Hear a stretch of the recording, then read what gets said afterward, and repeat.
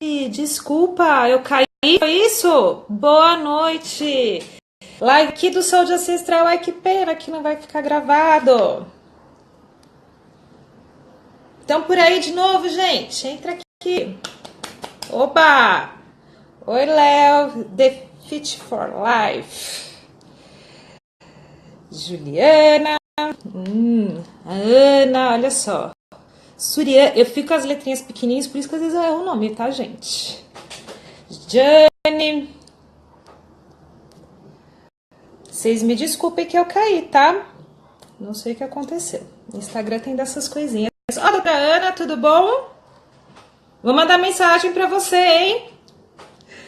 Josi, oi! Das Luluzinhas low carb. Gente, eu tô esperando aqui o doutor entrar. Eu assisti a live ontem e me senti tua amiga. Porque você é tão despretensiosa e fala coisa bacana. Adorei, viu? O dia que a gente senta pra bater um papo, vai parecer que a gente tá tomando um chazinho juntas. Danco, oi Jade, opa! Cadê o doutor? Gente, Jade, nossa colaboradora, tem os textos incríveis. Vai lá no Instagram dela, ela fez um texto esses dias sobre viver o presente. Incrível. Olha lá, Raquel. Doutor, tá por aí? Será que foi ele que caiu? E aí eu não... Pode ser, né? Vocês têm alguma pergunta? Vocês têm alguma dúvida sobre colesterol? Porque tem esses mitos, né? De que o colesterol pode, quando aumenta na low carb, pode ser ruim. Será? Tem alguma dúvida nesse aspecto, assim? Um mito para desvendar? Ainda não entrou. Escrevam aí as perguntas de vocês, gente. Quem já leu texto lá no site? Não só no Instagram. Quem já foi lá? Olá, doutor, chegou. Quem já leu e curtiu? Acenar. Ferraz Henrique, tudo bom? Aqui, doutor, vou te chamar.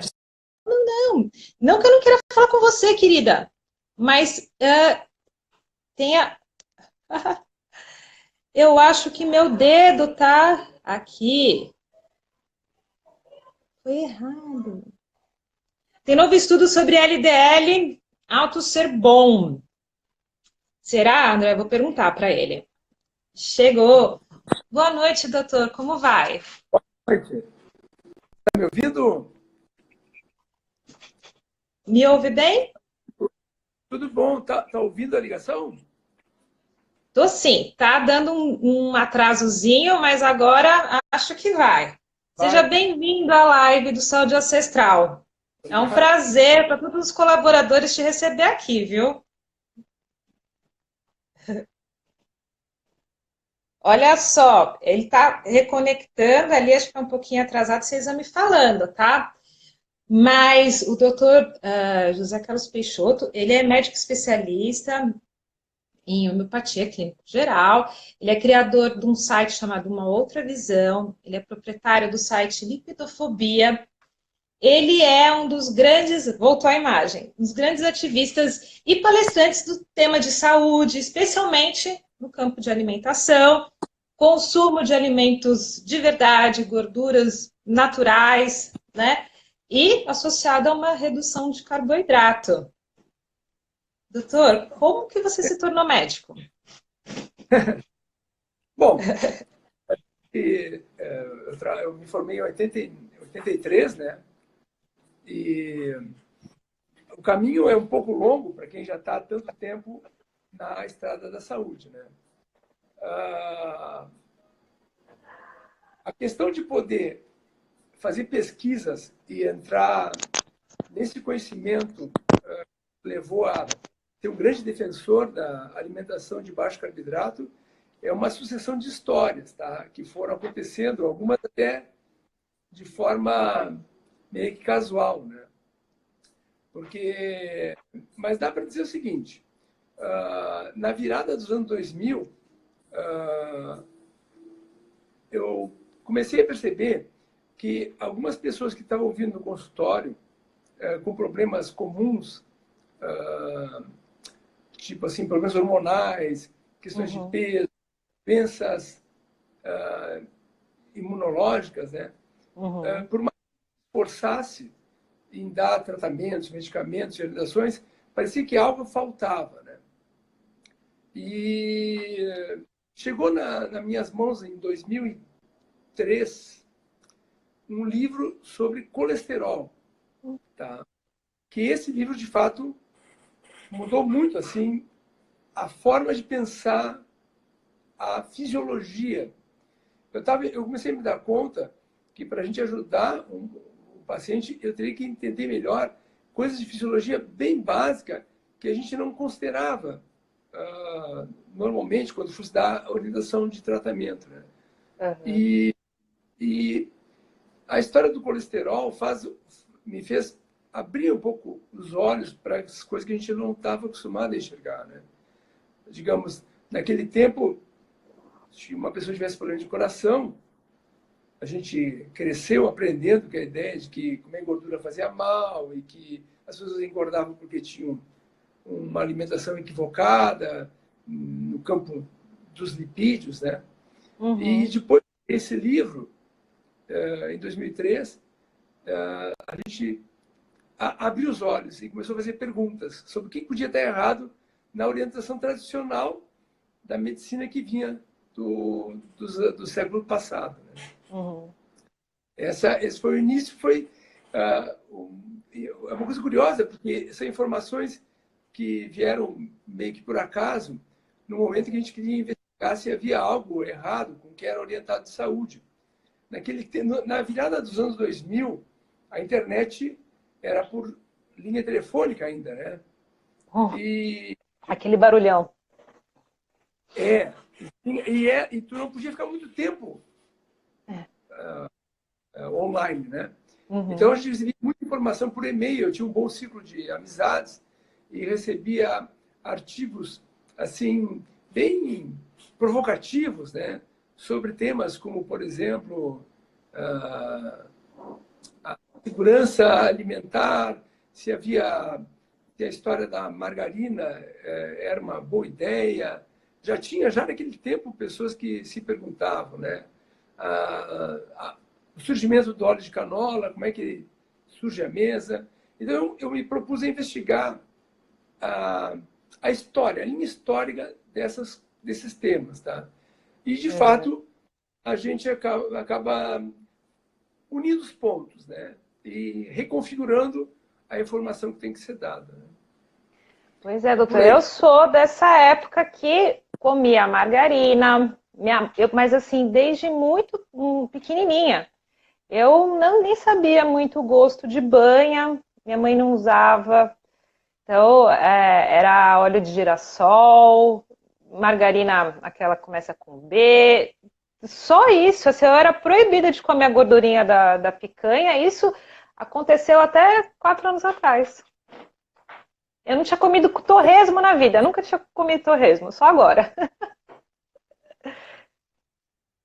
Deu um atrasozinho nele, né, gente? Vocês me desculpem se só estiver acontecendo comigo. Tem alguma coisa errada na internet aqui que supostamente era para ser boa, tá? Lamento muito. Agora voltou bem. Voltou bem, tá. Bom, olha só. Aconteceu uma experiência pessoal no final dos anos 90, que eu fui convidado para uma palestra de um tema de ecologia, tá? Eu era muito ligado em ativismo ecológico, saúde ambiental e era muito curioso. E aí eu fui numa palestra de uma pessoa que virou grande amiga. O nome dele é um ecologista chamado Jacques Saldanha. E o Jacques Saldanha introduziu, me ajudou a estimular um germe da pesquisa, né? Imagina, 1997, tu vê uma pessoa falando que os plásticos poderiam ser problemáticos para a saúde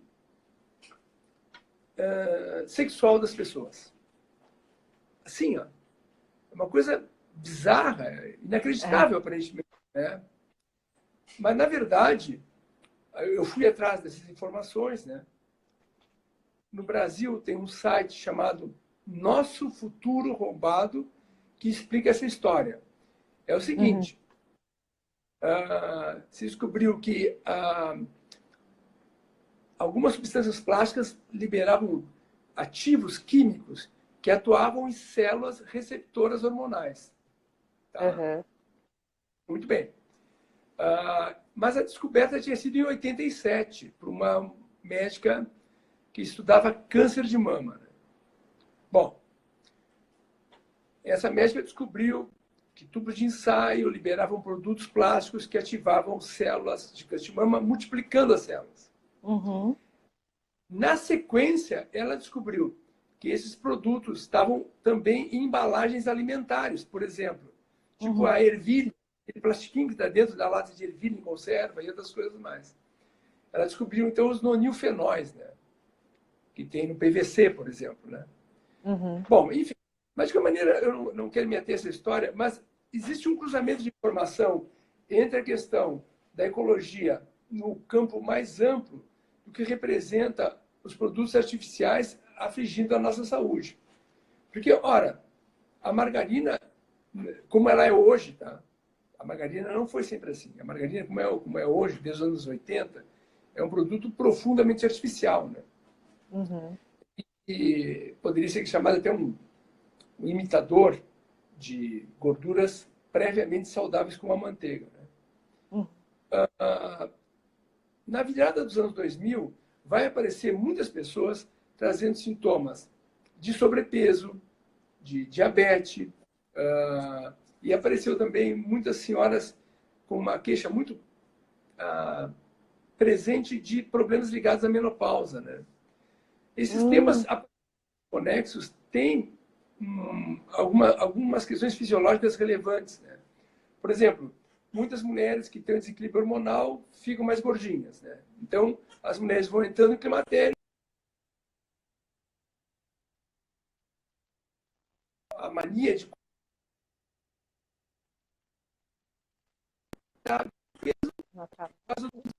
Deu uma travadinha? Deu uma... Só um Mas, minutinho, assim, doutor. Agora voltou. Voltou? Agora voltou. Vai me alertando. Eu não estou percebendo aqui. Agora, estou te ouvindo. Isso, pode prosseguir. Eu vou avisando, então, se travar. Tá bem, então. Bom, assim, ó, eu comecei a publicar num site chamado Uma Outra Visão, esses tópicos fora do contexto, que as pessoas não tinham conhecimento, né? Na área de poluição ambiental, equilíbrio hormonal, e, naturalmente, acabei tendo que estudar um pouco sobre metabolismo, já que essa questão do controle de peso virou algo muito recorrente e não adiantava dizer para as pessoas seguir as orientações tradicionais. Não funcionava. Não funciona. Para mim, não funcionou. Então, deveria ter algum equívoco de compreensão. Né? A questão dos carboidratos como um problema ligado à forma como era percebido no comum das pessoas, porque tu vai dizer para uma pessoa não comer carboidrato, ela fica chocada, mas como é que eu vou ter energia? Como é que eu vou... O que eu vou comer de manhã? Essas coisas que a gente está acostumado a ouvir no próprio fórum do blog. Né? Quando alguém nos coloca isso hoje, né, com toda a informação já alavancada, a gente se vê obrigado a falar um pouco da história disso. Né? Por exemplo, alguns dados de antropologia, que têm sido hoje em dia, digamos assim, a matéria básica que eu tento puxar para ajudar as pessoas a entender o problema da nutrição e as implicações hormonais, tá? Que, levando em conta que boa parte das pessoas que vêm aqui são mulheres da menopausa, são pessoas com sobrepeso, meninas com ovário policístico, e até crianças hiperativas. Agora travou um pouquinho. Só um minutinho, doutor, já deve estar voltando. Reconectou. Espera só um pouquinho. Gente, tá dando meu time com o de vocês, que eu tô vendo ele travar, e aí tô pedindo para ele esperar um pouquinho. Tá dando certo esse time ou só eu? Ah, voltou agora. Voltou? Isso. Tá. Bom, então, uma pergunta que as pessoas fazem sempre é por que que a gente engorda, né? Pois é. Por que a gente engorda? Olha... Que a gente come demais e exercita de menos? Pois é. Não é por isso, né? Ah. Essa é a resposta simples, né? Tem um livro altamente sugerido que é A História do Corpo Humano, de um autor chamado Daniel Lieberman, tá? Ele explica por que o corpo humano tem o formato que nós temos hoje, tá? A altura, a relação dos ossos, as articulações, o formato da face, toda essa estrutura biológica, ela não foi por acaso, ela foi construída ao longo de milhares de anos. E ela está constituída hoje desse jeito em cima de um aspecto fundamental: gerenciar da melhor maneira a energia. O corpo humano é como é hoje porque ele foi fruto de muitos testes de manejo adequado da energia. Travou um pouquinho. Pelo menos eu consigo avisar. Aí a gente consegue voltar no ponto que a gente estava, né? Acho que fica mais fácil assim. Voltou. Acontece, doutora. Já aconteceu com várias pessoas aqui da internet. Oi? Eu vou caminhando um pouco, eu vou mudar um pouco a localização Tudo bem. do aparelho para ver se a rede fica melhor. Só um minutinho.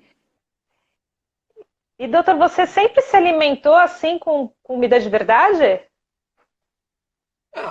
Eu vou estar mentindo se eu falar que foi tudo tão fácil, né? Porque, na verdade, nem sempre foi assim. Mas, digamos, eu estou praticamente há 10 anos sem comer nada com trigo, tá? 10 anos é um prazo bom. Maravilha. E nesse mesmo prazo a gente começou a mudar os lipídios da minha casa, né? Em relação a usar banha, manteiga e óleo de oliva, né? Azeite, né? Mas isso é fruto de botar em prática, porque eu acho que não adianta nada a gente falar coisas e não poder fazer em casa, por exemplo, né? Mesmo que pareça difícil algumas vezes. Especialmente quando se fala de coisas doces, né? Doce é um problema, né? As pessoas adoram comer doces, né? Eu formulei algumas teorias sobre isso até, em relação a essa necessidade que algumas pessoas têm, maior ou menor, de comer doces. Né? Mas aqui, sim, tem uma história, eu já vou até comentar sobre isso. Mas olha só, então, se o corpo humano foi feito para gerenciar a energia, ele tem embutido uma capacidade grande de reservar energia para prevenir momentos difíceis, tá? Então, a obesidade, a gordura, não é preenchimento, não é estopa, não é areia, né? Ela está no nosso organismo com a finalidade de nos garantir uma reserva energética para um momento difícil. Basicamente, essa é a história total. Muita gente sabe disso, né? O problema é que alguns alimentos oferecem uma informação de perigo à vista. Se diz o seguinte, alguns antropólogos dizem o seguinte, por exemplo, T.S. Willey, que escreveu um livro maravilhoso chamado Apague a Luz e Emagreça Dormindo. É um livro antigo, mas é bem bom. antropologicamente, o homem, os caçador-coletor, comeriam mais carboidratos frente a momentos de declínio da qualidade nutricional. Uhum. Então, quando aumenta o fornecimento de carboidratos, o cérebro é informado. O inverno está por vir. Né? Ah, e nunca chega. E nunca vai chegar. Então, nós não vivemos o tal do Game of Thrones, né? A noite não vai chegar do jeito. Por que não vai chegar, né? Porque, na verdade, nós temos fontes de carboidratos contínuas ao nosso redor. Mas se tu informa ao cérebro que um carboidrato que tu tem guarda energia, veja só, 15 quilos de gordura dá quase 2 meses de vida sem comida. É um baita negócio. Oh. Né? Se o futuro for muito pouco promissor, se a caravana te abandonar e tu tiver 15 quilos de gordura, tu pode ficar 2 meses sem botar nada na boca. Mas é óbvio que numa cidade, no meio urbano que a gente vive, isso já... Travou um pouquinho. Mas está bem melhor do que antes. Só um pouquinho que já tá com a bolinha de... Agora reconectou. Entendeu? Não reconectou. Agora sim, doutor. Entendeu? Tá. Deu. Vê, a internet não é fácil, né? Bom, Cada dia... mas então, a questão do controle de peso tem questões psicológicas envolvidas, né? Que são, às vezes, difíceis da gente poder gerenciar com os pacientes. Tá? Uhum. E é, talvez, um dos motivos pelos quais as pessoas relatam tanto esse desejo de comerem farináceos e doces. Tá? Porque, afinal de contas, o doce também é um carboidrato, tem açúcar, né? Uhum. Agora... Só um minutinho, doutor. Tá. Agora voltou. Eu tô ouvindo tua voz já. Aí. Tá bem. Isso aí é bem desagradável. Eu vou ter que resolver essa situação em relação à internet, né? Nem sabia que era tão ruim, agora que eu fiquei sabendo. Mas às então, vezes tem dias que oscila mesmo. né? À noite, não tem ninguém usando computador aqui, deveria estar bem liberado. Mas eu estava dizendo, então, que essa questão do desejo de doce é um tema delicado, porque as pessoas podem achar que uma dieta de baixo carboidrato é um pouco fustigante ou amarga ou desagradável, pouco feliz, né? Porque a gente sugere que as pessoas tenham um cuidado maior com esses alimentos tão populares. Né? Então, isso esbarra, de fato, indivíduos mais ou menos céticos quando não querem abrir mão de hábitos que já estão lá dentro. Né? Na verdade, a gente sabe que o consumo de doces tem a ver com uma demanda energética aguda. Né? Por exemplo, uma pessoa sob estresse, sob certo sofrimento, pode receber informação que precisa de energia aguda, rápida, porque senão não vai vencer um obstáculo. Né? E, evidentemente, a gente aprendeu que a forma mais fácil de ter energia é comendo um doce. Né? Uma coisa... mais rápida, né? Quase mais rápida, mais acessível. Né? Uhum. A gente também pode supor que, além disso, se a gente está estressado, sofrido, e come um doce para se recolher, para se sentir confortado, também pode ter uma informação psicológica de que a lembrança do doce nos leva à proteção familiar, ao carinho de um avô, ou até mesmo ao seio materno, que o leite, afinal de contas, o leite materno também é bem docinho. Tem lactose, e né? o materno é bem acolhedor, né? Bem protetor. Uhum. Então, eu vejo que essas questões são árduas, às vezes, de serem conversadas, porque, obviamente, pode parecer um pouco, assim, elucubrativo demais. Né? A questão também que muitas pessoas nos perguntam sobre o controle nutricional é a frequência da alimentação. Né? Uhum. Comer de 3 horas, né? Isso, levar uma barrinha de cereal sempre na bolsa, uma maçã, uma banana, frutas secas. Se a gente pergunta assim, talvez você já tenha feito essa pergunta, ou alguém diz para ti espontaneamente, doutora, eu como tri bem. tá? Tri bem. Como cereais integrais. Deu Como uma travadinha. Agora voltou.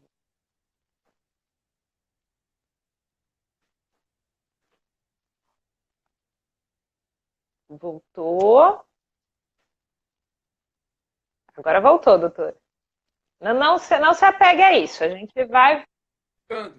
Agora eu estou vendo isso, que está travando, né? Ah, Então, tá. a cultura levou as pessoas a achar que esses tipos de alimentos são os mais saudáveis. E quando o médico diz o contrário, parece um pouco difícil, até um pouco antipático às vezes, né?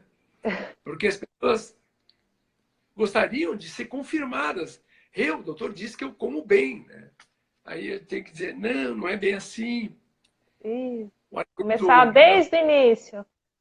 exatamente, desde o início, né? Sobre a questão de uma série de informações que ficaram tão presentes na vida da pessoa que elas podem custar um pouco acreditar, né? Por Mas, isso que mas você tem uma vantagem, doutor. é, O diploma. Porque os médicos, querendo ou não, são figuras de autoridade, né? Então, o paciente fala, não, meu médico mandou. Do mesmo jeito que o médico manda comer de 3 em 3 horas, o médico não falou que eu posso comer banha. A pessoa se sente confiante. Agora, quando é gente que não é médico, fala para as pessoas, olha, não, você não pode comer arroz integral todas as refeições, mais o pãozinho se você é diabético. O pessoal acha que a gente é maluco. é verdade. Eu uso muito, por causa disso, né, as informações, estimulo as pessoas a pesquisarem sobre os temas que a gente conversa, né? E, obviamente, peço exames, né? Um Uhum. exame que eu tenho feito regularmente é a curva de insulina. Hum, E a curva de insulina é uma informação preciosa, especialmente para as pessoas que não se sabiam correrem riscos metabólicos. uhum. Né? Então, Dá para detectar resistência insulínica, né? Muito bem. exatamente. Travou um pouquinho. É. A gente tem um grupo, viu, doutor? Ainda está travado, né? Então vou aproveitar para falar aqui. A gente tem um grupo, eu e a Jusce, que a Raquel também participa, sobre resistência insulínica e diabetes, gente. Depois eu mando o link para vocês. Doutor, voltou. Não voltou. Ah, beleza, né, Raquel? Vamos lá no blog dele e pegar os textos do Saúde Ancestral, debulhar tudo para a gente ficar expert nisso. Aí, doutor, É, voltou.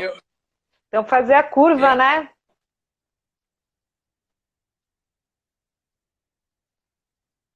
Travou de novo. E o André está perguntando.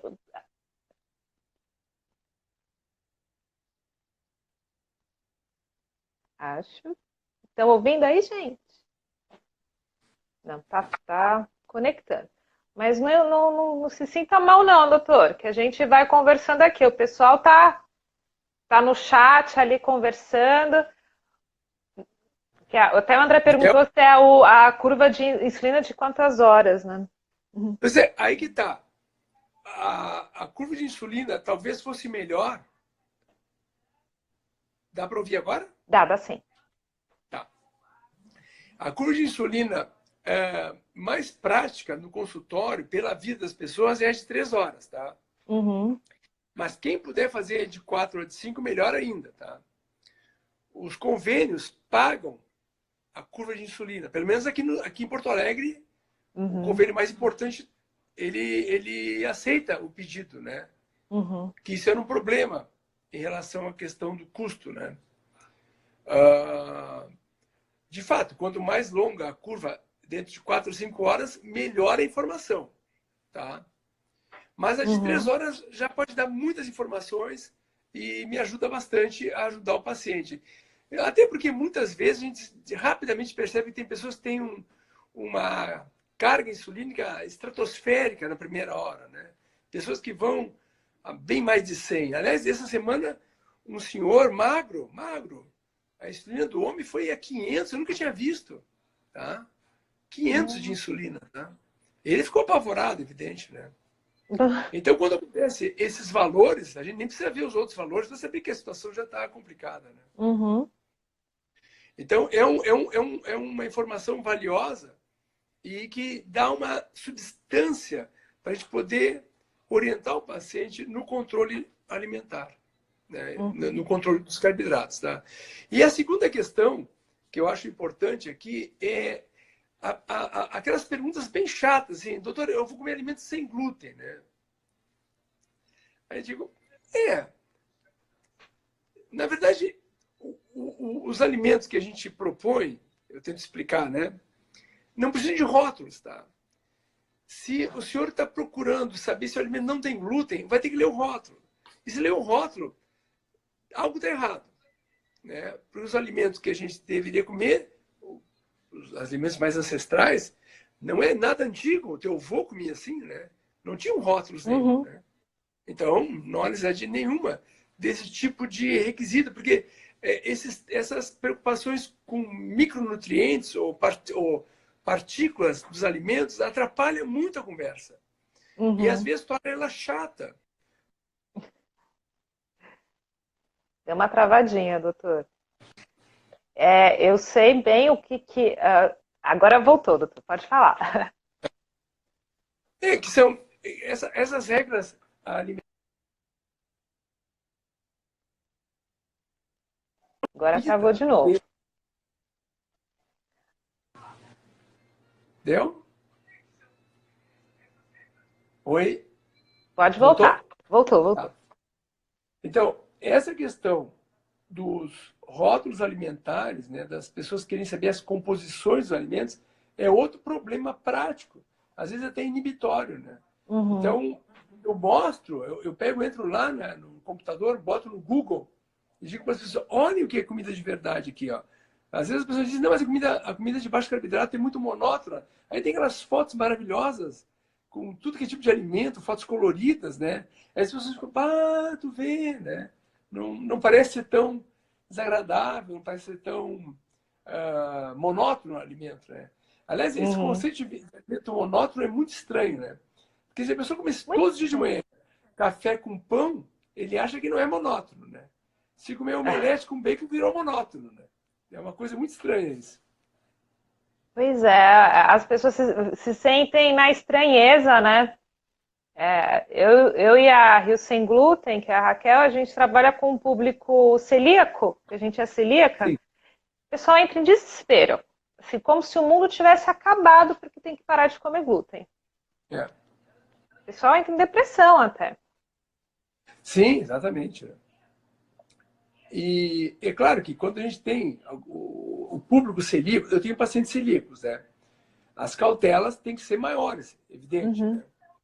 Mas, de um modo geral, para o público que precisa de orientação alimentar comum, essa questão pode ser resumida aos alimentos reais, onde não hajam cereais. Né? Então, tu pede a pessoa para de comer centeio, trigo, aveia, já fica mais tranquilo. Às vezes a cerveja é um problema, tá? Porque a cerveja... eu sei. Gente, vinho é tão bom. Pois é. Né?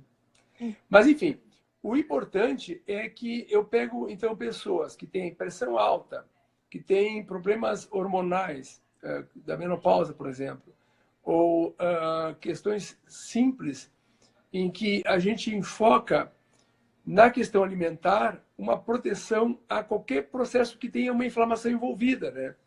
Tipo um paciente que esses tempos estava com uma dor lombar, né? Ele era um grande comedor de carboidratos, de amido, né? Eu disse para ele, tenta parar de comer açúcar e amido por 10 dias e vê o que acontece. E ele ficou sem dor, entendeu? Ou então uma pessoa que tem triglicerídeos altos, tá? Tem um paciente, um quadro que eu sempre uso como exemplo aqui no consultório. Era um funcionário do IBGE, ele tinha 900 de triglicerídeos. E eu pedi para ele ficar sem comer carboidratos por 3 semanas, menos de um mês, para ver o que acontecia sem nenhum remédio. Baixou para 120, né? Nossa. Então, há uma série de situações. Tem uma senhora que até compartilhou uma foto no meu WhatsApp que ela perdeu 34 quilos em 16 meses. E um paciente que veio uma vez, num último recurso para evitar uma cirurgia bariátrica, ele veio no consultório, a minha balança vai até 150, tá? E não marcava mais que isso, e dele extrapolou, né? Olha. E ele pediu só orientações low carb, não pediu mais nada. Ele não pediu remédio, não pediu nada. Ele veio, falou de cirurgia, pediu orientações. Um ano e meio depois, um pouco mais disso, veio uma pessoa no consultório e olhou para mim e disse: o senhor não está me reconhecendo, né? Não, eu sou aquele paciente que estava aqui a fazer a bariátrica, segui suas orientações e perdi 70 quilos. 70 quilos. Sem cirurgia. Gente, vocês estão ouvindo? Gravem isso bem. Quando alguém perguntar para vocês que vai fazer cirurgia bariátrica e se low carb dá certo, olha lá, você tem... Gente, que maravilha. Então, claro, esses exemplos são muito marcantes, porque são de uma informação muito impactante, né? Mas mostra a praticidade. Lógico, não é igual para todo mundo e tem questões pessoais que são difíceis. A gente não vai negar, né? As pessoas têm suas vidas, têm suas famílias, têm pressão de trabalho, têm pressão psicoemocional. Não é uma orientação assim que a gente coloque e as pessoas colocam em prática do dia, assim, imediatamente, né? Tanto é que, em relação ao peso, né, eu tenho tido cuidado de sempre sublinhar para o paciente que a questão do peso não pode ser prioridade para evitar que ele abra mão de um cuidado que tem a ver com o futuro de saúde dele, né? A gente tem a possibilidade, pelo conhecimento atual, de instruir as pessoas pelo estilo alimentar, de ter uma longevidade saudável, né? Isso parece uma coisa assim muito utópica, mas é algo que está sendo proposto por vários profissionais de saúde. Aqui em Porto Alegre, por exemplo, tem um grupo de profissionais de saúde que tem esse objetivo, né, de dar essa assessoria. A gente sabe que o fato da gente estar vivendo mais não implica que a gente vai ficar com mais problemas de saúde. No próprio livro do Daniel Lieberman, ele fala sobre a diferença entre a saúde de pessoas com mais longevidade, que tem que ser bem mais de 50 anos, tá? Porque tem grupos caçador-coletores com mais de 60 anos que, na verdade, têm uma qualidade de saúde bem melhor que os urbanos com a mesma idade, apenas pelo estilo de vida. Ele chama isso de extensão da morbidade. Então a gente fica mais velho, mas não fica mais saudável. Precisa tomar remédio. Ora, isso não é natural. Não é apenas porque ficamos mais velhos, mas sim porque o estilo de vida ficou prejudicado. Então, essa questão da interferência do estilo de vida agrícola na humanidade é muito extenso. E alguns temas são bem até antipáticos, tá? Tem alguns pensadores que imaginam que o parto ficou difícil por causa da agricultura. Olha. Provavelmente, a questão antropológica dos caçador-coletor ter atingido um ápice de altura e composição corporal em relação à pelve e à capacidade de gerar um filho, em relação a uma dramática queda de predicados antropométricos, peso e altura, logo que a agricultura entrou em cena. Então, houve uma redução do tamanho da mulher e os nenês ganharam mais energia por causa dos carboidratos, ficaram maiores. Começou a haver um desequilíbrio entre o tamanho do feto e o canal pélvico. Então, há uma chance dessa mudança que aconteceu em alguns milhares de anos, né, ter deixado a reprodução, a hora do parto mais dura para o homem moderno. Tem outras questões sociais e psicológicas que vieram mais tarde, tá? Especialmente na era vitoriana, a questão de nascer deitado, tem uma série de dificuldades. Mas essa questão do drama obstétrico, tá, que é um tema complicado, porque nós não podemos esquecer que a fisiologia foi feita para não ser sintomática. Então a gente não pode ter dor para evacuar, não pode ter dor para ter nenê, não pode ter dor para menstruar, não pode ter dor para nada que é fisiológico. Porque em termos adaptativos, se fosse dolorida a fisiologia, a espécie acaba no mundo real, no mundo natural, né? Uhum. Então há uma boa chance da mudança do estilo nutricional há uns 10 mil anos atrás ter prejudicado a evolução natural da nossa espécie. A gente começou a ter mais cárie, que não tinham antes, por exemplo, né? E, eventualmente, então a gente pode dizer que hoje, o que a gente chama de doenças de desajuste, pressão alta, câncer, Alzheimer, catarata, e tantas outras doenças, seja, na verdade, uma desadaptação. Não porque a gente vive mais, mas porque a gente escolheu viver de um jeito que obstruiu a fisiologia humana, né? E quando chega algum... Porque a maioria dos pacientes que chegam, então, são aqueles que estão com sobrepeso, né? Já sabem que tem ovário policístico.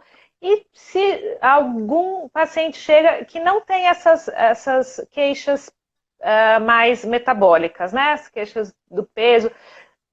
Tem uma outra queixa que, em tese, não está relacionada com a nutrição. Como é que o senhor conduz essa consulta e o que acontece?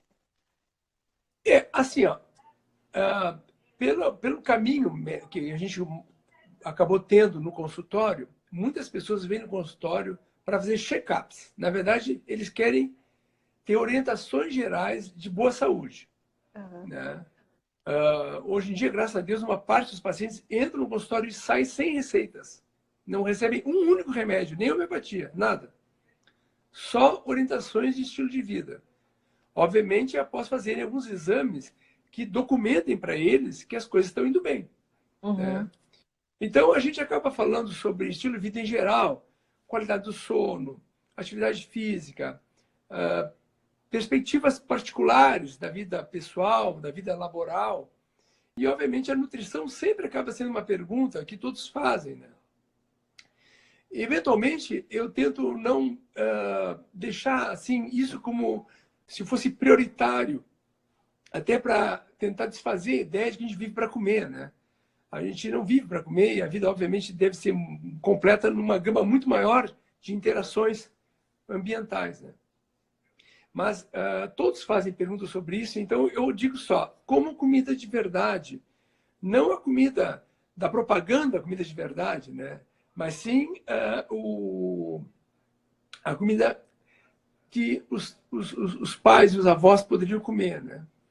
E sempre eu lembro sobre os hábitos alimentares. Não, tem que tomar café da manhã, doutor? Não precisa. Não, obrigado. Mas pode tomar também, não é obrigado nem tomar nem não tomar. Né? Eu estava lendo sobre a história das refeições. Né? No tempo romano, não se tomava café da manhã. Na verdade, a pessoa fazia 1 ou 2 refeições por dia. Há uma boa chance do breakfast, né, de quebrar o jejum, ter sido muito mais marcante no período da Revolução Industrial, porque o pessoal trabalhava em fábrica, tinha que comer de manhã em jejum para poder ir para a fábrica e lanchar no meio-dia, porque não ia ter tempo de fazer uma refeição, e aí ia jantar mais tarde.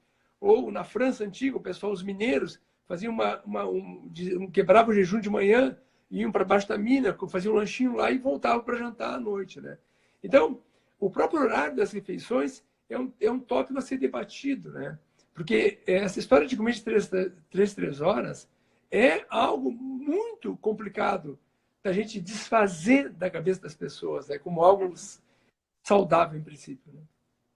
É que nem eu me sinto, uma coisa que eu senti é que parece que é ração, né?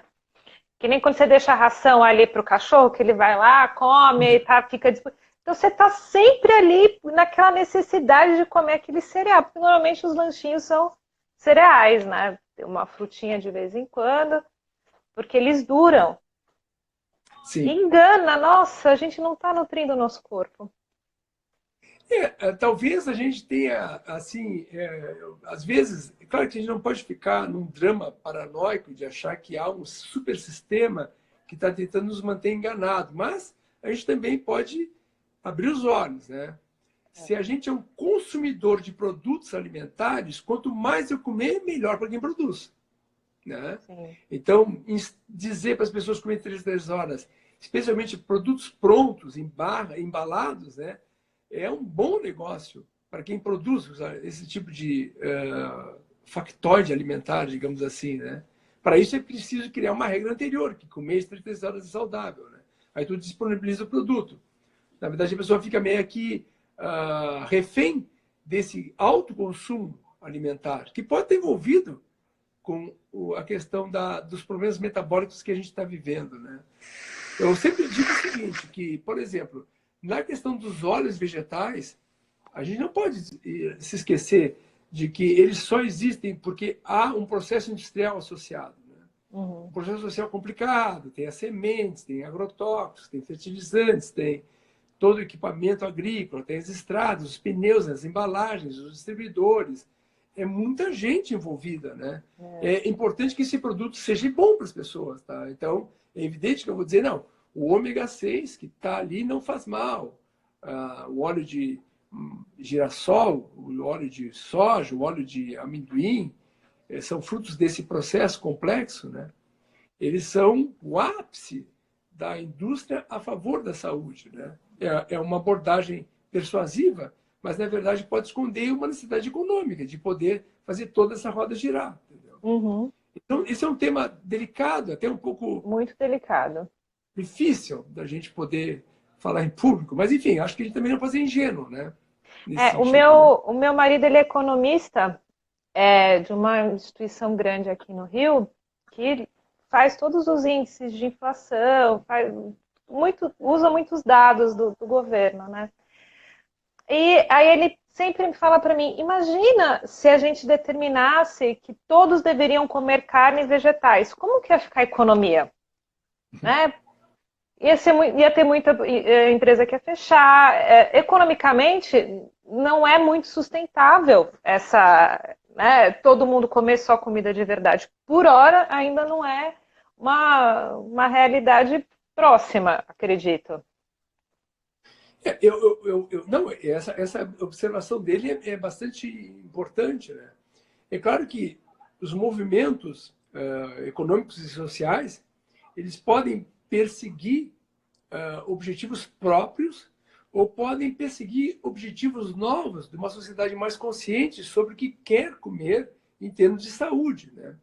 Eu imagino que todo o movimento econômico pode ficar voltado para isso, mas eu não creio, obviamente, que isso vai acontecer rapidamente, até porque a demanda da clientela pode obrigar novos fornecedores, né? Ou uma reestruturação dos fornecedores.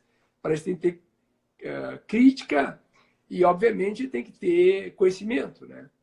E de maneira que isso também possa parecer plausível e, de fato, recompensador para a saúde, né?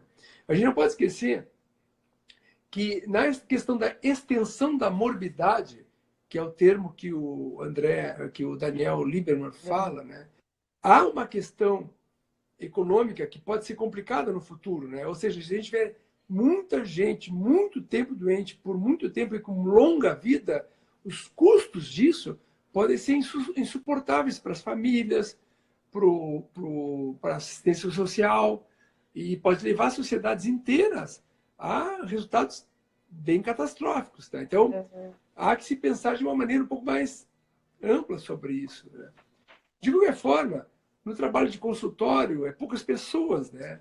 Então, eu sempre digo que a informação de qualidade que pode ser confrontada, e eu faço questão, inclusive, que os pacientes não acreditem piamente na informação, que chequem as fontes, que verifiquem e testem também isso, né? Então, a gente tem uma possibilidade de informar para muitas pessoas que têm opções, né? E eu acho isso generoso, tá? Eu acho que as mudanças não acontecem do dia para a noite, para todo mundo, né? Mas quanto mais gente ficar informada, mais chance tem de acontecer, né?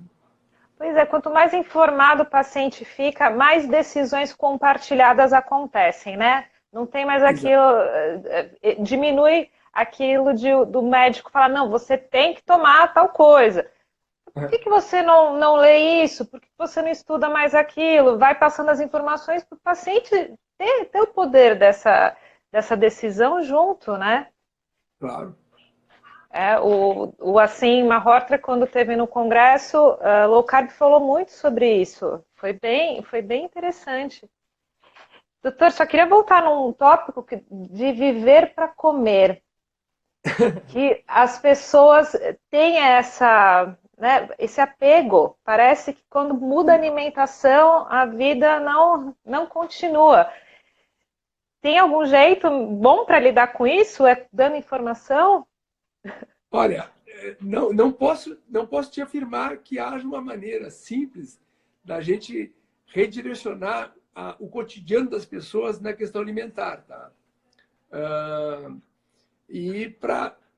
Eu trabalho com isso de forma muito particular, tentando entender quem é o indivíduo, como é que é a sua família, qual é o seu trabalho, e tentar fornecer opções para que o evento alimentar fique charmoso, interessante, dentro do seu cotidiano.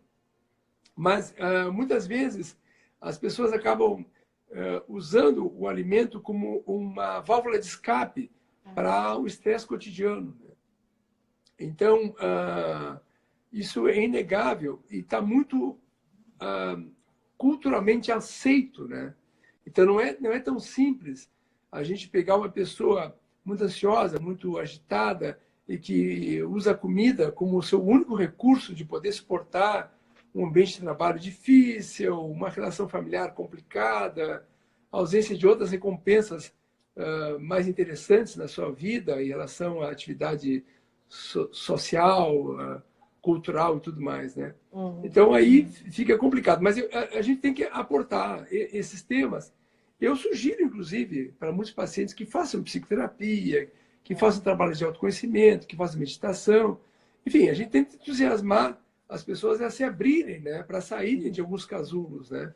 Acho que isso acaba funcionando. Não vou dizer para ti que seja simples para todo mundo, porque certamente não é, né? Mas é uma maneira de poder entusiasmar as pessoas a poder ampliar um pouco as fontes de prazer, né? Porque é evidente que a gente sabe que uma fonte de prazer não pode ser meramente a comida, né? Isso é muito restrito, né? Pois o autoconhecimento está tendo essa última semana as pessoas estão falando do meio low carb, estão falando muito sobre cuidar da mente, né? Isso. É importante e a alimentação também ajuda a cuidar da mente. Você acaba entrando num ciclo, né? Porque também Exatamente. só cuidar da mente e não cuidar da alimentação, você entra no ciclo vicioso novamente.